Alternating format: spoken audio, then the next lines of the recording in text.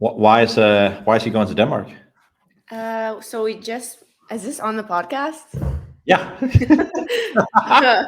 We just bought a fixer-upper apartment actually in Unsa. Oh, the one you told me about.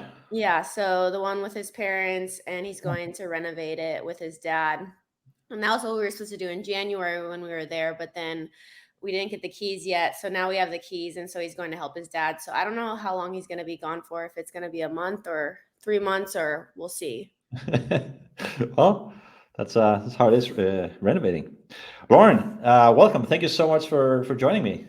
Yeah, I'm super excited to be on here. How's where are you living in San Diego? You rented out your house, didn't you? Like, what's going on? I feel like so many people ask where do we live these days. They just see us traveling around all over the place and they don't No, even know where we Rasmus said live. you didn't. Rasmus said you did. Do you still have your old place? So yes, we have our home in San Diego, but that's fully rented out. Right. And we're actually living at my dad's since my mom passed away. It's just we were at my dad's before that, so we've just been here since. Obviously helping out my dad and just making it easier on him, and then eventually, hopefully within the next year, we'll get like another place. That's like Yeah. the goal. And well, we just finished. This is Thursday, and this is going to come out on Monday. So it's Monday if you listen to this. We just finished the 2014 CrossFit Open, which I. How many times you've done the Open? You mean 2024? You said 2014, Nikolai. Yeah, that's the one where you started, wasn't it? 20, oh, you Oh, that started was no. 13. I started in 2012. Or was two? No, 2011 was my first CrossFit Open, or 2012. I'm doing the counting on my fingers. How many times you done the Open? I had the badge for 13. I think it was at 13 times. Yeah. So Yeah, you're up there. You're up there. yeah, I'm up there. Yeah. How was this? How was this 3 weeks? Like, obviously you're going team. Everyone knows that. Like, great Yeah, performance on the last workout. Gotta say. Gotta thank say. you. The one rep was You. a really tough Yeah. performance by me. Yeah. You took. Yeah, You so took. I strained my quad before 24.2, getting under a heavy 235-pound clean. 225 pounds felt so easy, and then I went up to 235, which I've cleaned multiple times before. Yeah. And I felt a pop like in my IT band slash hip, and I was down for like 10 minutes on the floor. I thought my season was over. Oh. Like I had so much pain like in my quad slash hip area. I wasn't sure what had happened. And I couldn't even like get up to walk. So like Sam, Dancer, and Josh, they like carried me off the floor. It was very dramatic in the gym. I think like everyone was cleaning heavy, and I think no one wanted to clean heavy after that had happened to me. Yeah. Obviously everyone felt really bad, and then Rasmus came and picked me up from the gym because I couldn't walk. And then I went and immediately got an X-ray, and they said everything looked good. Okay. And then I went and saw one of the guys I usually see, Jonathan, over at Novos here in San Diego. I've been seeing him since 2016. He's amazing. And we kind of he analyzed what was going on, and he said it was a lateral quad strain, TFL strain. So immediately from there, I've just been doing everything I can to heal and recover. So Yeah. 24.2, like I just did. I wanted to kind of put up a score to just, I don't even know if I'm going to qualify for individual quarterfinals at this point, but I'm No, you're not. I'm sorry, Lauren. Hate to break it to you. You're really not. I You thought, did 4 rounds. I did over twice as much work as you. I know, Nikolai, I couldn't bound off of my quad. No, I but also couldn't row. Like, if that workout had been the last week, I'm pretty sure I would have been able to do that one. yeah, Like, the fact that my injury had just happened. So then, like, that one already in itself, like, I couldn't do it. And then 24.3 came out, and then I knew I wasn't going to be able to do like thrusters or anything just because I've been yeah. avoiding squatting below parallel. Except now this week, I'm going to start squatting a little bit more starting tomorrow. But yeah, I've just been healing it, resting it, and there's really no reason for me to do the open. The No, fact that Jesse, our alternate, and Devin put up scores for the team. So at the end of the day, like my goal is to just get healthy for team quarterfinals, and it didn't really matter if I had qualified for individual quarterfinals, I mean, it would have been nice, but I mean, at the end of the day, my goal has been to do team this season. Yeah. But 24.2 will always be the workout where I beat Lauren Fisher and Annie Thorstone in the same week. So I'll count as a win. Yeah, but let me get your thoughts on the Open and this new format. Obviously, going team, it matters nothing at all because you just need to qualify with a team. And I bet you have multiple people at CrossFit Invictus. It's a strong gym, probably historically the second strongest gym in the world. So how do you view it, this new format where basically everyone and your grandma can qualify for quarterfinals? I think it's a great way to get, the community involved. And I think it makes people more excited for like, the person who's just going to CrossFit like maybe 3 times a week, an hour a day, and they qualify for quarterfinals. I think it's just a fun way to kind of set those goals like, hey, I really want to qualify for quarterfinals. Um, and it just makes it more possible for more people to compete. And I think from there, I mean, you're going to find the best people at semifinals. So I kind of like it. It just obviously CrossFit has always been about the community and for the community. So I think it makes it that way. What about, I'm just going to play devil's advocate here because if let's say we take, I don't know, 10,000 people to quarterfinals and we have a workout where seconds can alter your score by hundreds, even thousands of spots. Isn't that going to make there's going to be a bigger variance, a bigger unknown to who can qualify? And maybe let's look at Noah Olson at 19.1 rowing and wall balls. He almost didn't qualify because of one workout. And it's not like Noah's not a good athlete. He's a great athlete. And, maybe we hit something you're not good at, like dips or something. Nikolai, I'm actually Well, really good. Wow, that was really harsh. I'm really we'll get good there. at We'll dips get there. now. We'll get You there. should We'll get see there. me doing dips. We'll get to the whole dip. But do you get my point? Like there's going to be someone's maybe not going to make it because of like one workout because so many people, let's say it's a strength event and so many people are strong, and maybe a smaller girl who's great at gymnastics and great at endurance and great at classic CrossFit just doesn't have the biggest clean, and one of the workouts maybe is a 1RM clean and jerk. Then I we can think, see well, so are you asking like from the Open or from quarterfinals? from quarterfinals. A lot of people's going to qualify, and that means there's going to be a lot of monkey wrenches thrown into the mix on the leaderboard. I think you're going to see the best people qualify to semifinals regardless. I don't think that it's going to affect like the top athletes. The fact that there's so many people, going to quarterfinals, and yeah, maybe there's a few girls that can lift really heavy, but they can't like do gymnastics and stuff. And maybe that throws off the leaderboard a little bit. But I think at the end of the day, you're going to find the best people at semifinals. All right. Let's hope so. For some people who maybe haven't been following CrossFit for the past 14 years, Lauren Fisher, what is your sports background? How do you get into CrossFit? Got into CrossFit back in 2008. So I've been doing this for almost half my life now. And it's because I was doing basketball at the time, competitive basketball, and I wanted to play in college and then go on to play in the WNBA. And so I was doing CrossFit as an extra strength and conditioning program around like, during my off season, doing it with my brothers.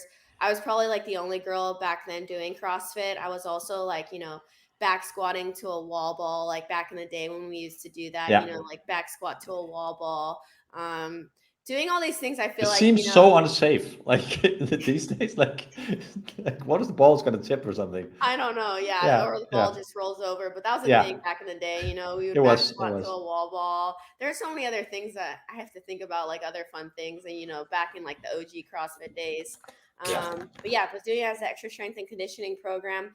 My high school coach, basketball coach, was really hard on me and really tough, like on the whole team. I mean, that's why we won back-to-back state championships in basketball. But I sort of found this like new passion for CrossFit. And that was when I was training at CrossFit 209. Gabe Subry, he's been to the CrossFit Games back in the day. He was also my coach with Vince Carter. And so they really pushed me. They were like, hey, Lauren, we think you could be really good at this. We think you could go to the CrossFit Games. And at the time, I was like, what is the CrossFit Games? And they were telling me about Camille LeBlanc-Bazinet, Julie Fouché, and they were like, Annie Thorisdottir. They were like, you can be like these girls one day. And then that's when I decided to enter into my first CrossFit competition. and did that immediately, got hooked. I was like one of the youngest competing. And then 2012, I qualified for my first ever CrossFit regionals at the NorCal Regionals. So I Yeah. was competing against Jenny LaBaugh, Miranda Alcaraz, like Annie Sakamoto, like all of these OG athletes. And I remember at the time they had a workout with it was the row 2000 row 2K into like 30, or it was like pistols into like 30 hang power clean. Maybe it was pistol first, and then it was hang power clean. It's yeah, like really pistols heavy. first, then the 30 hang Yeah, power cleans at 135. So like that was yeah, pretty heavy back in the day. And yeah. I remember like when I was practicing it, I was like the bar kept slipping out of my hands, and like Gabe and Vince kept telling me to use the hook grip, and I was like, I am using the hook grip.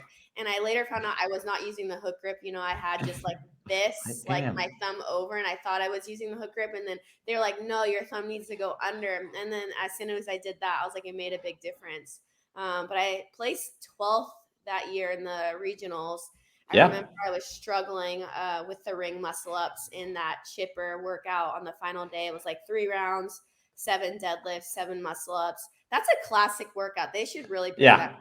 That was a yeah. really fun workout. And then I think it was like 3 rounds, toes to bar, maybe You go 40. into you go into toe to bar, and then there's like a farmer's carry Yeah, farmer into some step carry. overs. Yeah, that would Yeah, be really cool if they brought that back and, yeah. maybe made it like a little bit heavier and maybe a little bit more like ring muscle ups or something like that to test Th- just how far like the athletes have come. There's one workout before that. It started out with like 50 back squats, and then Oh into my gosh, that 40. workout was brutal. Like I Yeah, feel like those workouts back in the day at regionals were like, especially when we were in Northern California, we were out in the sun and the heat and the yeah, dirt, and it was pull-ups. It was like you had to do normal pull-ups. Was it 50 pull-ups, like 50 back squats or something like that? yeah. Then it was chest to bars and front squats. But there's also shoulders overhead after every Oh yeah. on every round. That's Yeah, on a every round. really that's a Yeah, good workout. yeah. I remember Rich won in a. He basically went unbroken on the whole thing and Yeah. kind of did a walk off finish.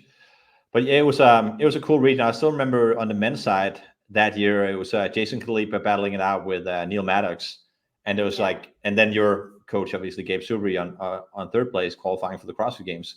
But it's like Jason and Neil just they weren't competing with everyone else. They took second and first on every workout that weekend. It was kind of ridiculous. Those workouts, that just like I feel like those are like the fun days, fun workouts. Yeah.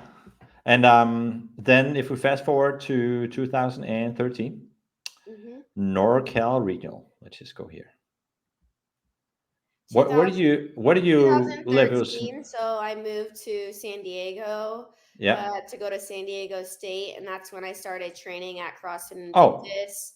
but then you're not in NorCal. Then you're in SoCal, right? Yeah, so I moved to Yeah. go to school at San Diego, and actually at that CrossFit Regionals in Northern California, Gabe talked to CJ if I could train at Invictus. So CJ had invited me out that summer to like a games training camp with like Yeah. Camille, Josh, Cheryl Bros, like all these athletes, and like I was just so scared to train with them. I remember I was like so shy, didn't really want, Really? like, didn't say much because obviously, I mean, I was like 17 or something, 18. Yeah. And obviously, these people were like, top of the sport, people I looked up to. I did that training camp and I had so much fun. Coach B was out there. We went out to like the Navy SEAL obstacle course, ran up like Cowles Mountain here in San Diego. It was such a fun weekend. And then after that, moved to San Diego and then just started training at Invictus. We just trained from back then in 2013. We were only doing one session a day. So we trained from like 1 to 3. And I remember I only started doing double days in 2014. I was like one of the Yeah. few doing double days. And now, I mean, people are doing Everyone's doing three that. Yeah. days. Well, did you go team in 13? So yeah, Yeah. 2013, I wanted to go team that year to gain experience before trying to go individuals in 2014. In 2014, CJ thought I was ready to go individual, and that's when I qualified in third place. Um, Yeah. so and then yeah, qualified for my first individuals in 2014, and I ended up taking ninth. my best Let's finish. just go. Yeah, we'll get to that because that's kind of interesting. But yeah, so Val Voberl, great athlete, one of the most underrated athletes of all time in CrossFit, in my opinion. Um, Rebecca Voigt, same. She's been to the CrossFit Games 11 times, and then Lauren Fisher right after that, edging out Lindsay Valenzuela and Jamie Hygia. Do you remember when you kind of knew, okay, I'm going to the CrossFit Games? Because how many people went that year? 3? Only 3 people. I remember Okay. Lindsay and I were battling it out all weekend, and I think Yeah. Lindsay had actually just maybe I think that previous year she was on the podium at the CrossFit Games. Right. So leading into the final, you had 28 points, and Lindsay had 33. So there's 5 spots between you guys. If she beats And you I by 5, knew though that final workout was going to be really good for me because it was the pull-ups into like 10 heavy overhead squats. yeah, So I knew like going into that workout, if I just played my own game, like I was going to go to the CrossFit Games. I don't know what a place I finished in that workout, but it was second. Oh, that's yeah, good. yeah. Second place, only beaten by Rebecca Voigt, Wow. 20 years old. Tell me, because when you cross the finish line, obviously taking second place, you look around and you kind of know, like you don't have to do the math at that point. You can see Lindsay Valenzuela behind you, and you kind of know I'm going to the CrossFit Games. What emotions go through a 20-year-old woman, girl at that time? I mean, that feeling back then, I think still now for anyone that qualifies for the CrossFit Games, but I don't know, just back then when I had qualified for my first CrossFit Games, it literally felt like a dream come true. Like it felt magical. Like I just remember crossing the line and I think there's a picture of me like smiling crossing the line because I knew I had Yeah, just made it to the CrossFit Games and I was just like so excited and so happy and I had so much fun all weekend. And obviously, I mean, back then I didn't put so much pressure on myself to, perform and I had no expectations and just go out and do the best that I can and I ended up qualifying for my first CrossFit Games yeah, and you as end an up taking individual. right, and you end up taking ninth place. Obviously, winner being Camille LeBlanc Bassinet. Ahead of Annie Thorisdottir, Cara Saunders, Cara Webb, whatever you want to call her that year, got injured. Maybe it could have been a fun competition if she was there. What's your memories like on that workout, on those workouts, like going into the CrossFit Games? Now you're there. It's the big show. Like this is the tip of the iceberg.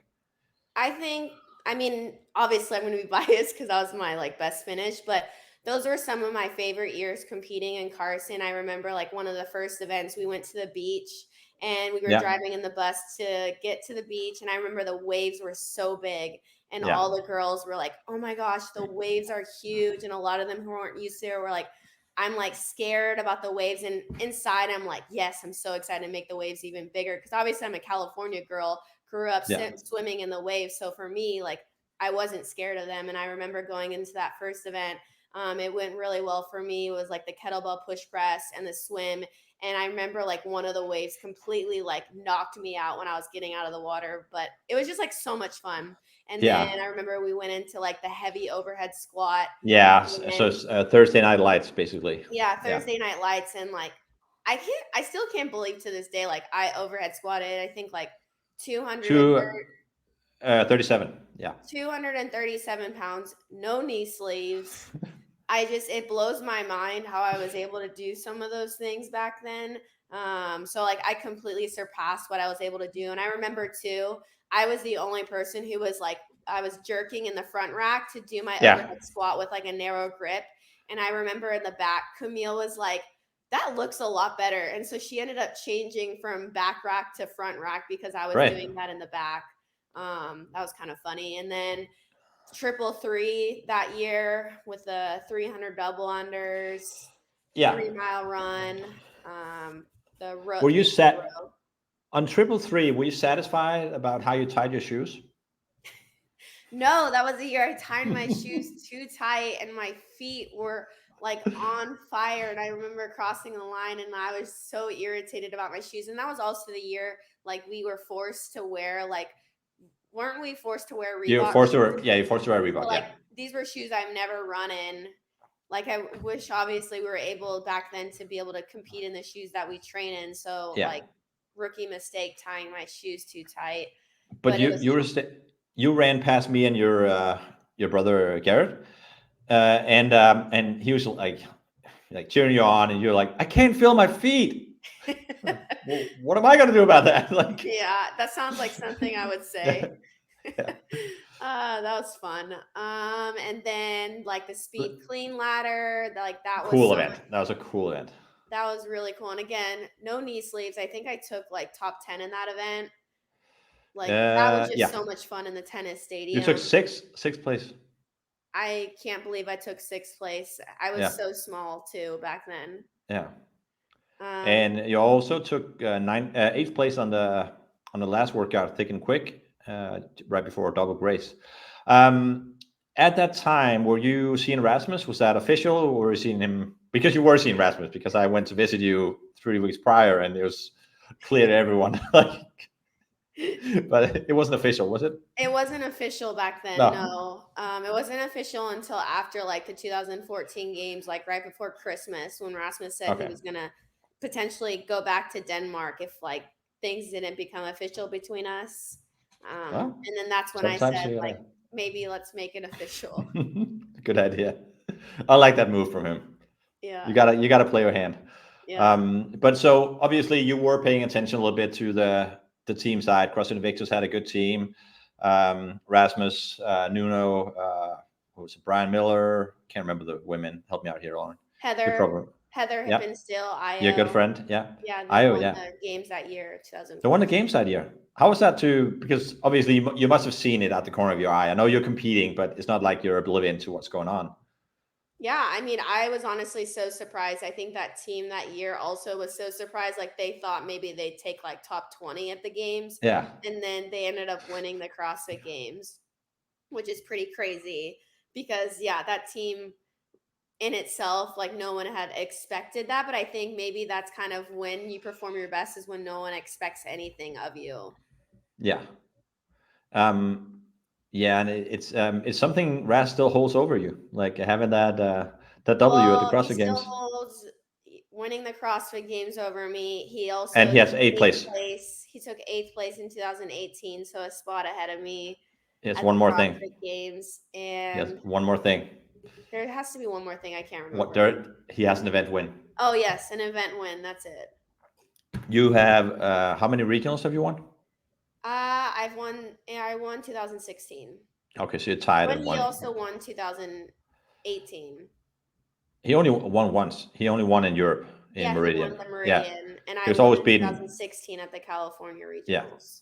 that was a cool one. I still remember the event with one of my favorite events with the 3 rounds of time, 400-meter run into I want to say 40 GSDs and then Yeah, 7 deadlifts at that a lot of was so weight. much fun.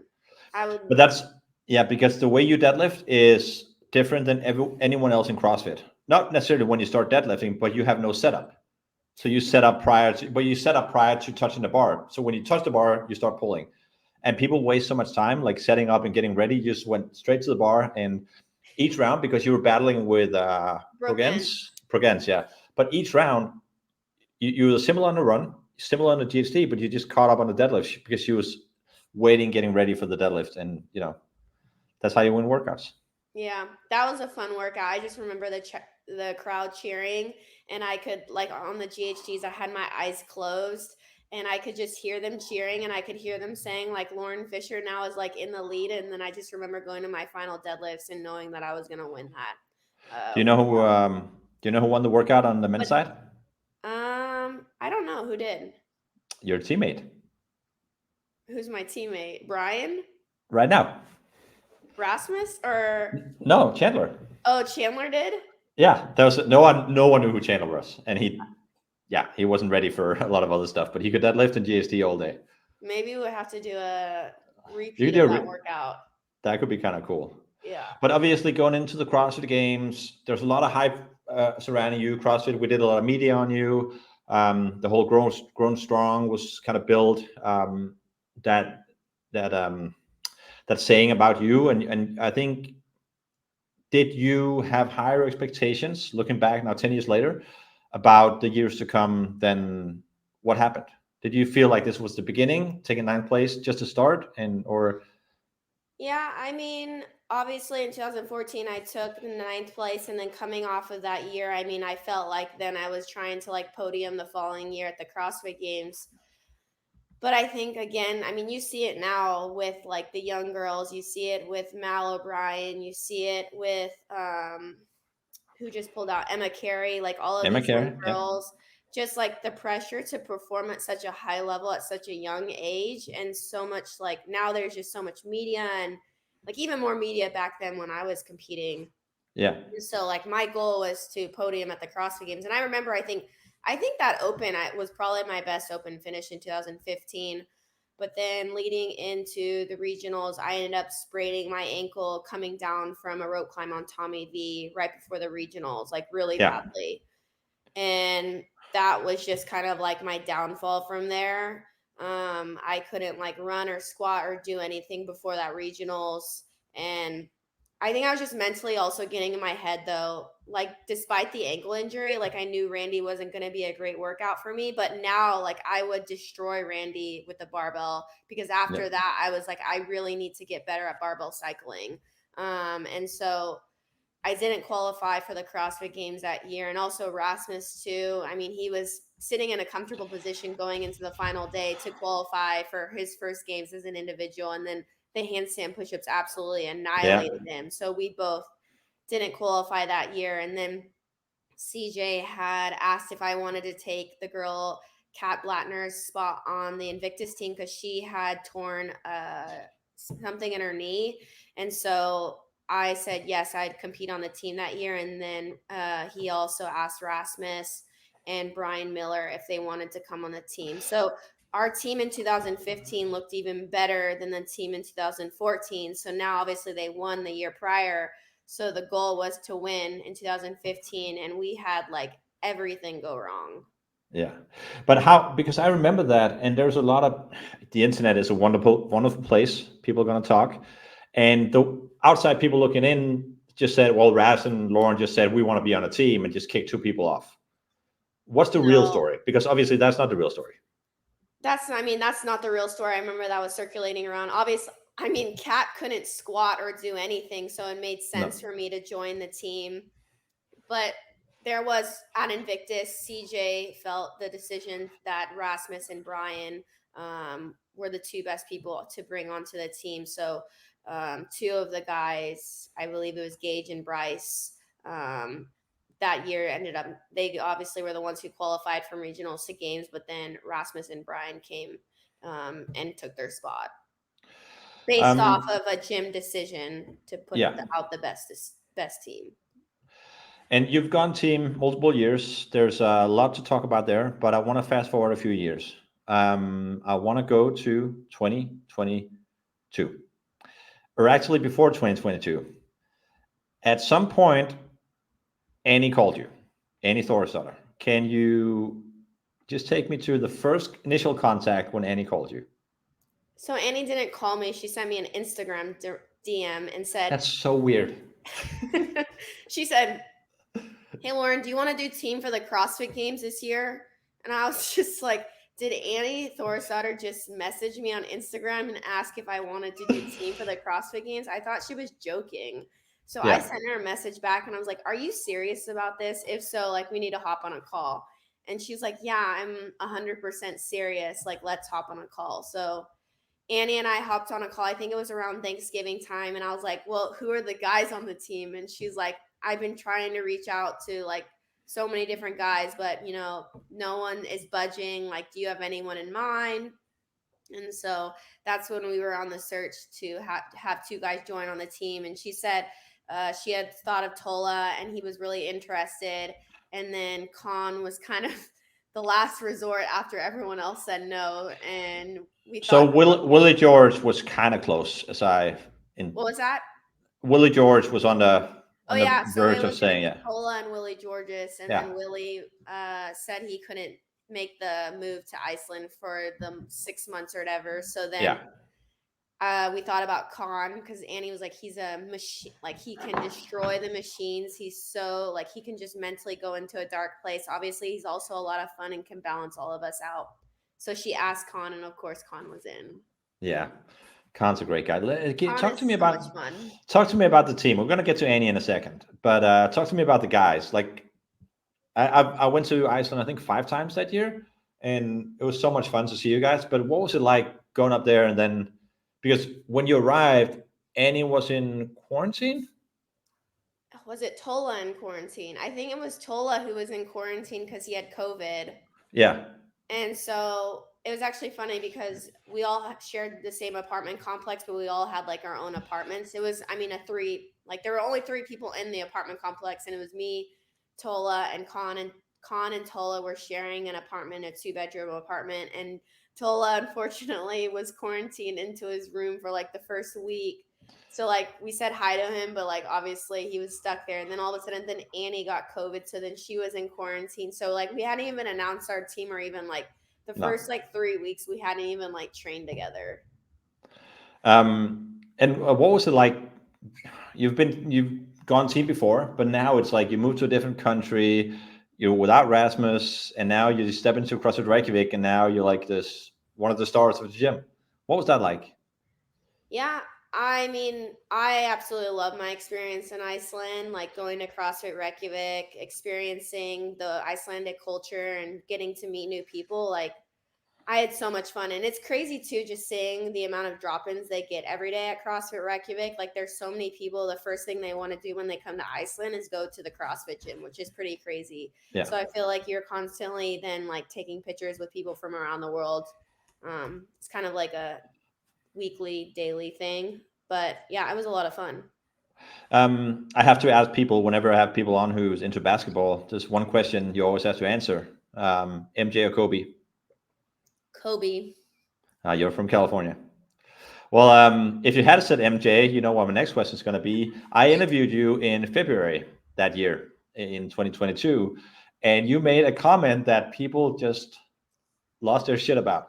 You called Annie Thorisdottir. Do you remember? Yeah, I called her the Michael Jordan of CrossFit, and people just were like going off on it. I'm like, geez.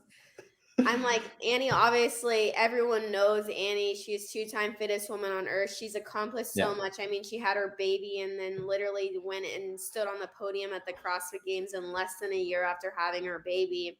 Yeah. Like, she's one of the hardest workers I know. And so I had referenced that she's like the Michael Jordan of CrossFit, and people are just like going off on it. Yeah, because obviously people are going, Michael Jordan is the greatest of all time. Greatest of all time would be Tia. We can put any second. But it's like, it wasn't the point. The point was she is a monument inside the sport and what she's done for the sport. And she's just one of the greatest of all time. It's not, yeah, and it was just a good reference since you have a basketball background. And we ended up using it in the documentary and people just went, yeah. The internet is a lovely place. It's a lovely place. Go there. Go check it out. How did you? Because I saw it firsthand. How did you enjoy the season? Competing on a team with those guys. I had so much fun, like training there in Iceland and doing the team with them. Also, Annie and we get along really well. I feel like we have a lot in common too. And I mean, it's just Annie and I could laugh. Like we just laugh about anything and everything, especially when we get tired, and then the boys would just get irritated at us. And then it would just make us laugh even more just because we were like also just like delirious and tired on a Saturday of training after like a week of hard training. And then, yeah, we go and enjoy like our cheat day of like ice cream or pizza or whatever. But yeah, I had so much fun training with Khan, Tola, and Annie. I think like obviously the memories leading into the CrossFit Games were amazing, but then I think though just what happened at the games and in the 2 weeks leading up to the games kind of maybe put a little damper on the whole season. We'll get to that. Obviously, there was a lot of there's a lot of hype created. I'm partially part of that, obviously, being on the media team because you were a great story. As simple as that, and there's nothing better than a good story. And when you obviously qualified going into the CrossFit Games, you won your region, and everyone's going, we want to create this Annie versus Rich, the two OGs going head to head. And it was never something you guys created. It was always something us as media created because it is a good story, and it was a good story. I want to fast forward to 2 days before the CrossFit Games. I'll tell my side of the story, and then I'll tell someone who actually experienced the story her side of the story. Mm-hmm. So we were at check-in for the teams. Individual had already checked in, and there was a lot of rumors going around that you had an injury. I think people said a shoulder injury, and everyone was looking to me for information because they knew I had contact with both Yami, Frederick, and maybe even you and Annie. And I wasn't saying anything. But at some point, I got confused and I didn't really know what was going to happen. So everyone was expecting, because your alternate, that being the two-time fittest on earth, 2015 and 2016, Catherine Tanya Davis' daughter, was also in Madison, Wisconsin. So you had the option of swapping you, if you were indeed injured, with Catherine. And again, I'm going back to, and I've written this on Instagram, the perfect story for me as a storyteller is I get the two-time fittest champions from Iceland going together, last minute savior, Catherine swooping in. But I was like, no, I don't really want that. I don't really want that. Like, it's not her spot to take. And everyone was sure that the doors are going to open because you guys were 30 minutes late for check-in. You almost didn't get to check in, and everyone was just like, there was like 100 media people there. Everyone was just waiting for Catherine and Annie to walk in the door, and Lauren's out. And then the doors open, and everyone's just like flashing the cameras. And you walk past me, and they're like, Nikolai, what are all these people doing here? And I'm like, yeah, hell yeah, let's go. What actually happened? Like, Yeah, so well, 2 weeks prior to the games, we were at our training camp in Michigan, and I ended up straining like I felt something like pop in like my lat tricep when I was doing chest to bar pull-ups on like literally probably like the second to last, it was the second to last round of a really tough workout Yami had programmed for us. It was a really like fast-paced workout. I jumped down from the pull up bar. I knew something was off. And then later that evening, or that afternoon, I could barely pick up a 45-pound plate without pain.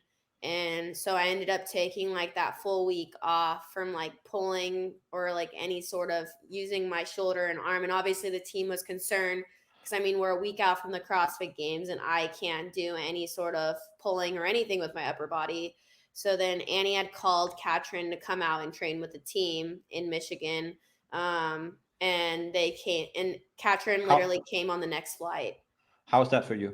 How did that? That I mean, that was fine for me. Like I knew, like at the end of the day, if I wasn't healthy and ready to compete at the games, like I didn't want to hold the team back, and so like I was completely fine with Kat coming out. Like I understood where Annie was coming from. Um, so I was literally doing everything in my power to get healthy and to get ready. And Yami basically said I was going to test everything the Sunday before the CrossFit Games, things that were bothering me. And if I was able to pass this test, then I would be on the team. I passed the Right. test, but he still didn't feel like I 100% about it. So they wanted to retest because obviously you don't know then how the next day, how like my Right, the like lat reaction. tricep was Yeah. going to react to it. So then like basically then I had to like retest again the following day, and like Kat was out with us literally in the lead up to the games, training with us, doing everything with the team, like getting ready. Right. And that day before the check, or that day during the check-in of the CrossFit Games, Annie and I were sitting in a room, and I was sitting there with Rasmus, and Frederick I think was there, and like I was crying, Annie was crying. We were literally like, wait, because we had at like Yami was supposed to make a decision, but he couldn't make a decision. So I was like, Yami, just ask the boys, like, what do they want? Like, do like, so go ask Con and Tola. And then Con and Tola ended up saying they wanted me on the team because it was more just like trusting to make sure like I would be 100% able to go through the games. Like, obviously, like I was able to pass the test, but you also don't know from all the volume and the intensity how it's going to react. So it's a risk to put me on the team, but it's also a risk to have someone like Katrin when they've only had like 2 weeks of training with her. So Right. like all the synchro stuff and everything. I mean, it takes months to like get better at the worm with the team. Like we literally didn't figure out the worm until July, and we had been training together the whole season. Like finally we're like, wow, this clicks. And so to bring someone new onto the team, like even though Katrin is 2-time fittest woman on earth, I mean, at the end of the day, the team needs to be able to blend well. So I mean, either way, it was going to be a risk having either Kat and I on the team. Yeah. So then Annie got the call. We were sitting there, or the text, and she started crying. I was like, I'm off the team. Like, I'm not going to be competing. And then Annie was like, it's you, it's you. And I was like, so excited. Like, obviously, I'd also like made a huge sacrifice to move out to Iceland. It was the same time my mom had been battling cancer. And so I even told Annie before the beginning of the season, like I had told her almost I wasn't going to come to Iceland because I wanted to stay back with my mom. Yeah. But my mom had told me to like, she's like, don't stay here with me. Like, go and follow your dreams and go like compete with Annie. Like, when are you going to ever get this opportunity? And so I had almost felt for a second that like everything I had sacrificed was almost going to go to waste. Obviously, it sucks. Injuries are a part of sports, so you never know like what's going to happen. But then when it was me, I was so excited and I didn't want to let the team down. Like I wanted to do everything I could to show that I was ready for the game. So then it was me walking through the door and like I was probably looked so bad. I'd been crying so much. I think Annie woke up the next day in the red, like No, Annie looked like Annie. Yeah, you can see it's more clear when she's been crying. I know because I've made her cry a few times in interviews. But you just look like ready to take on the world. And I just remember that moment. It's like, yeah, this is the way it's supposed to be. Yeah. And that, but the games. We're gonna get into event 4 in a second. I've never heard you guys say you're gonna go to beat Rich Froning. Obviously, you went there to try to win the CrossFit Games. That's a given. But was beating CrossFit Mayhem and Rich Froning just a hair too soon, just a little bit out of your reach? I think one more year of the team together, I think that we could have beat Rich. I think Rich, having trained with his team for so long, I think they were a step ahead of us. And I think regardless of how event 4 went, they were the winners of the CrossFit Games, clearly. Yeah. There's video documentation of this. I was there, did the video. This has to be the hardest moment filming a CrossFit event I've ever had. I'm not trying to put it on me because it must have been 10 times harder for you on the floor. Can you just tell me what happened? It was probably one of the worst moments of my whole CrossFit Games career. So I think I can have those moments by myself as an individual, but at the end of the day, no one's going to remember it or no one's really going to care about it. I can walk off the floor and be really upset at myself, but at the end of the day, it's just me who's getting upset at myself, not having 3 other teammates who you feel like you let down and a coach and everyone else who is expecting something. And I just really it just blows my mind how I couldn't do 15 dips during an event. So like just explain the workout. You had to walk across the parallel bars and then do dips, and it had to be unbroken. Yeah. So you had to walk across and then you had to do, I think, 8 dips one way and then walk across the parallel bars and do 7 dips the other way. And the first 8 went okay. First it was fine, and then it just wasn't fine anymore. And I just could not do anything, and I was just standing there, and I just remember like Annie telling me to like kip them con. Like obviously they're trying to like help me, and then just looking like obviously our season is over right here from this one event. And it was the hardest thing ever. I just remember that night was probably one of the worst nights ever. I just went back and I was like crying and crying and crying. And I think after that games too, I was also like, it was the worst experience. I personally just obviously because I felt like I had let the team down, and I just I hate feeling that way. But obviously you after that you went out and got third and third on the next couple of workouts, so you kind of bounced back. And people kept saying, "Oh, she is injured." Look, but that injury had nothing to do with that movement. Like it was I mean, that's really hard to tell though, Nikolai, because I mean, at the when I went and got like an MRI after, like they had said that I had like strained my like lat tricep region. So like Yeah, all it's right. like I also didn't really. I think when you're in the moment, maybe you don't feel the pain, but like after I did have like, I mean, the MRI had shown that, and I mean, I was so weak in certain areas, like pressing down or pushing Yeah. down or whatever. So, and also too, I mean, we didn't have the best lead up in going into the games. I think just like I think the stress of everything has a lot bigger toll Yeah. than like people realize. Yeah, a clean run mentally and physically is what you want going into the CrossFit Games. Yeah. Now we're almost 2 years separated from it.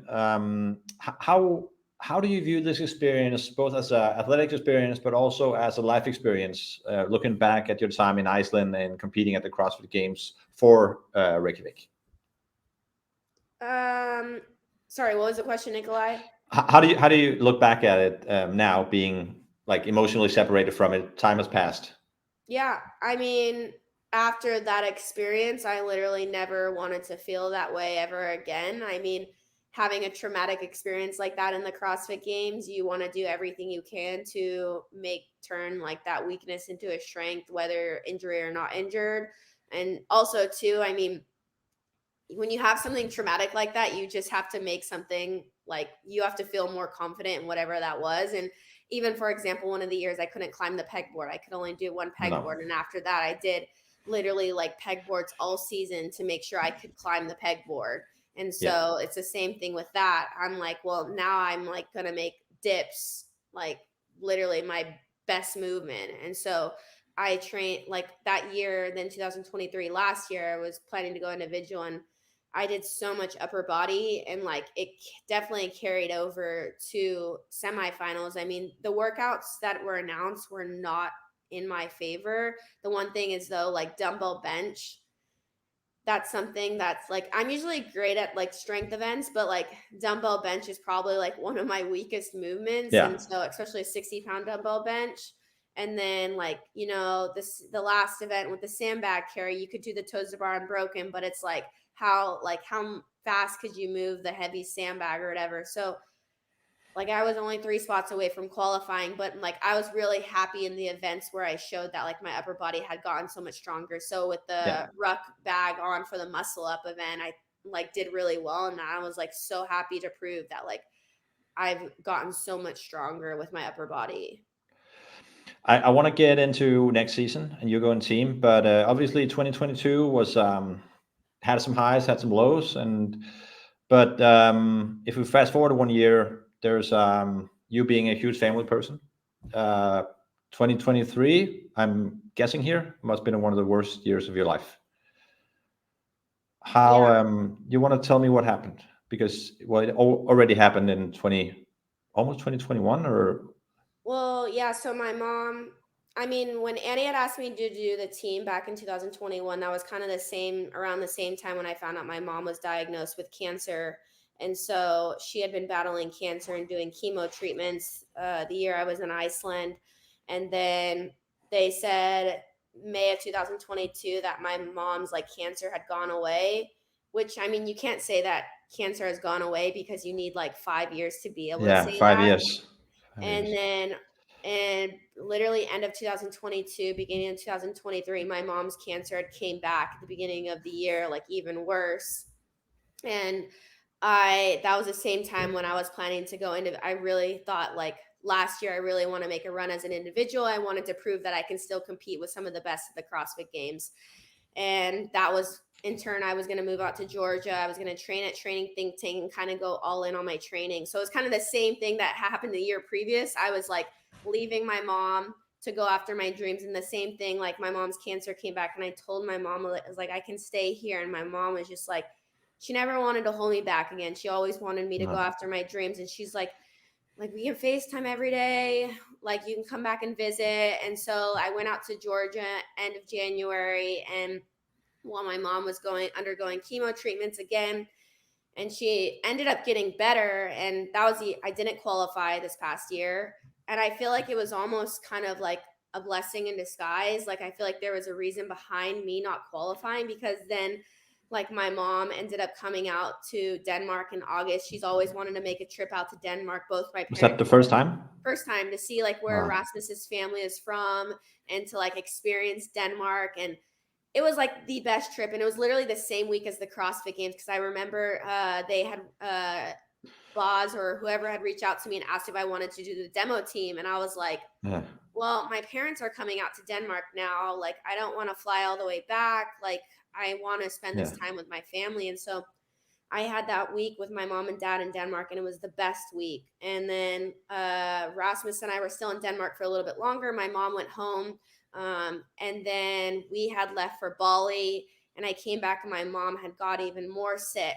And literally, I came back from our fitness retreat in Bali, went straight to the hospital because my mom had like a negative reaction to one of her treatments. And so, literally, from September to October, because it was the same time I was trying to, or I had qualified for Rogue Invitational. So I was like training for Rogue while I was also being like the caregiver for my mom, taking care of her. So whenever I wasn't training, I was taking care of my mom. And like most days I would go to the gym, like crying or just like not even wanting to go to the gym and train because my mom was not doing well.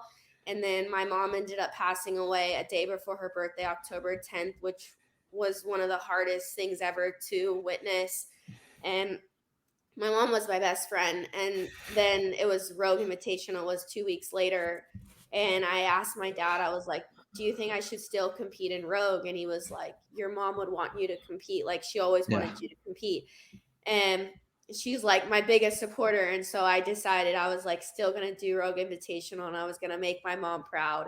And so I ended up competing at Rogue and I was like really happy with my performance. I could just like feel my mom was there even though she wasn't there. Like I just remember too, like even on the deadlift event, like it's just weird, like looking out into the crowd. I could hear my mom at any of the CrossFit Games Yeah. events. Like she was the loudest person. I found a video recently of one of like the CrossFit Games events, and my mom was like screaming, like, "Go, Lauren!" And then she was still filming, and then like Kristen Holto was running by. She's like, "Go, Kristen!" And then Yeah. like Sam was running, Sam Dancer, and she's like, "Go, Sam!" Like she was just like the loudest person. Like she always wanted to support everyone, and it was just so weird for me to not have my mom there in the stands, but I could like feel her in a different way, and like I felt like she was almost there with me, and so yeah, it's been one of the hardest things not having my mom, but I feel like she's like pushing me to really like despite not being here, feel like especially this year with the goal of doing team for the CrossFit Games and like we're trying to win the games again and defend the title on Invictus, like I'm doing it for my mom and like that would be like the pinnacle is to finally achieve my goal of winning the games on a team and to be able to show my mom that I did it. I'm just going to let that stand and say thank you, Lauren, for sharing that story. And I'm going to try to make a weird segue into CrossFit again, see if it's possible. Thank you so much for sharing, Lauren. Yeah. I know, I know what you're going through. My mom has had cancer twice. I'm count my blessings. She's still here. And yeah, it's, yeah. And for everyone out there, just remember what you have when you have it. And Mhm. yeah, go say Exactly. hi to your mom and dad. All right, let's try and pick it back up. You're going team this year. Back at CrossFit Invictus, where you went team for the first time in 2013. Tell me about the team. How did that come about? Yeah. So obviously the team last year was Josh, Devin, Jorge, and Brittany Weiss, and now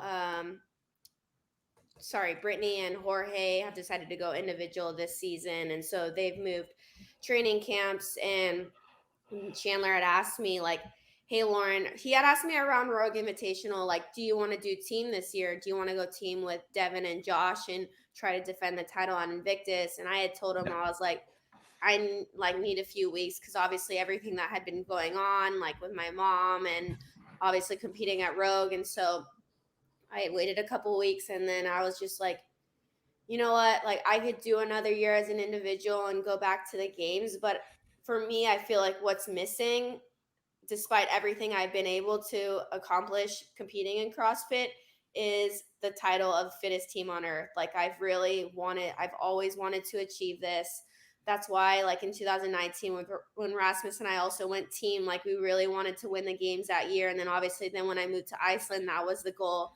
And I'm like, maybe third time is a charm, because I mean, 2015 when I joined the team, like it was a last minute thing. Yeah. Like it wasn't really like I had dedicated my full season. 2013 was more just getting experience of the games, but like this is like the third time I'm really trying to like compete with the team to get the title fittest team on earth. So I didn't want to watch Chandler find a new teammate and me, going on the sidelines doing individual. And it's No. more, I always have way more fun training with the team. Like Everyone says that. Everyone says just that. like the whole season is so much more enjoyable compared to training by myself. And I've just been doing this for so long. I'm like, I would rather compete with 3 other teammates who also hopefully you're friends. That's obviously you want to make sure that you're friends with your teammates, but Yeah. it's just so much more fun to do team versus individual. Come August 8th, I think that's when the CrossFit Games are ending. Maybe it's 12th. Doesn't matter. At the end of the CrossFit Games, you take second place. Is that a disappointment? Is it first place a bust, or is there nuances to that? I don't think I can really answer that question until we get there, because Right. I mean, if we do the absolute best and we just aren't good enough, then I don't think it's not a disappointment, because if you go out and you do your absolute best in every event, but it's just not good enough for first, then you're just not the best team. No. So I wouldn't call that a disappointment. At the end of the day, I chose this, so no matter what happens, maybe we go out and completely don't do well at all, but at least I gave it one more shot of trying to go for the fittest team on earth. And Lauren, I have to let you go because you got to go do team training, but I got you the last question here. Yeah. Is this your last season? Wow, Nikolai, you're really pulling out all the questions. We will see, Nikolai, if I share that on this podcast or maybe another time. Maybe I'll ask you again at the games. Yeah. All right. Lauren, thank you so much. Say hi to Rasmus. Maybe I'll drive down and visit him in Odense when he gets to Denmark. Yeah. Thank you, Nikolai. Thank you so much.